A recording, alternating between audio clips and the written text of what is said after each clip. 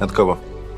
Не знаю. Сжечь. Я забираю Сашу и перееду в другой офис. Почему он на тебя так смотрит? Это нормально вообще? Срочно нужно с тобой поговорить. Наговорились уже. Мне с тобой нечего больше обсуждать. Вам же Александра ясно дала понять. Ты сядешь? Нет. Ты с ума сошел? Сашенька, ты же меня не бросишь. Я просто жить без тебя не могу, Саш.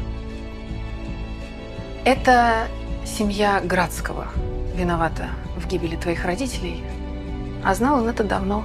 И боялся сказать, потому что знал, что после этого ты меня уже никогда не простишь. Ты прав. Не прощу. Как вы могли все это время молчать? Вы все знали.